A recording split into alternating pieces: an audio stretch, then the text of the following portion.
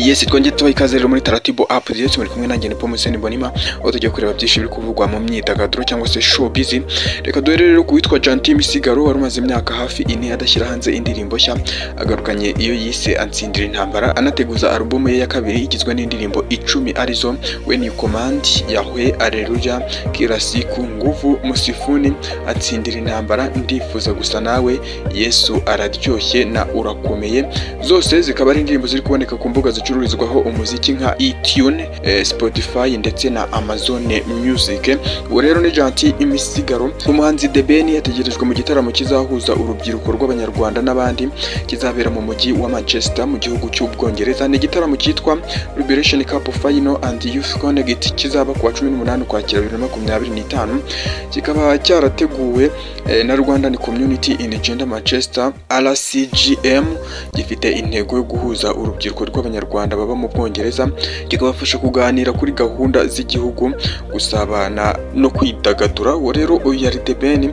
Hanyuma kandi tukiri hano mu Rwanda, reka tubabwire ko umukinnyi wa filime Uwase Delphine wamamaye nka Soleil muri filime y'uruhererekane Bamenya yatangaje ko atigeze arota kwinjira muri sinema, ahubwo ko ari inshuti ze zahinduye icyerekezo cye zikamushyira mu rugendo rwamuhaye ijambo mu buzima bwe. Ibi Soleil rero akaba yabigarutseho mu kiganiro yagiranye na Inyarwanda, aho yavuze ko kwisanga muri filime y'uruhererekane y'Abamenya byatumye amenya ko afite impano yo gukina filime kuko atari ibintu yari yarigeze atekereza. Akomeza avuga ko iyi filime yamugira akamaro gakomeye mu buzima bwe bwite. Uwo rero yari Soleil wamamaye cyane muri filime y'uruhererekane nk'Abamenya. Reka twerekeze mu gihugu cya Uganda. Mu gihugu cya Uganda rero byinshi biri kuvugwa n'umuhanzikazi wo muri Uganda yitwa Cindy Sanyu, aho yanyomoje inkuru zikomeje kuvugwa ku mbuga nkoranyambaga ko yaba yaratandukanye n'umugabo we Joel Okuyo Place, barushinze mu kuboza umwaka wa 2021. Mu kiganiro yagiranye n'itangazamakuru ryo muri Uganda, yavuze ko inkuru z'uko yatandukanye n'umugabo we zakuruwe n'uko babonye atacyambara impeta y'abashyingiranwe. Yavuze ko kandi we n'umugabo we bameranye neza, uretse ko ari gukorera hanze y'igihugu. Avuga ko impamvu atayambara ari uko iye yibwe n'umwe mu bafana be ubwo yari mu gitaramo ari kuririmba.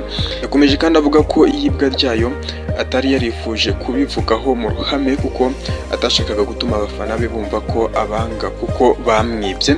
Hanyuma dukomeje kandi tukiri hano mu gihugu cya Uganda, DJ Alisha uyu n'umunyarwandakazi uri mu bamaze iminsi bagezweho mu kuvuga imiziki muri Uganda, akomeje guca ibintu mu itangazamakuru nyuma y'uko atangaje ko afite umwana w'imyaka 5. Ibi DJ Alisha yabigarutseho ubwo yari mu kiganiro n'imwe muri podcast z'imyidagaduro zo muri Uganda. Aha akaba yari yabajijwe kinatekereza ko abafana be batazi. Mu gusubiza umunyamakuru wari umubajije iki kibazo, DJ Alisha yagize ati, ikintu abantu batanziho ndi umubyeyi w'umuhungu ufite imyaka 5 y'amavuko.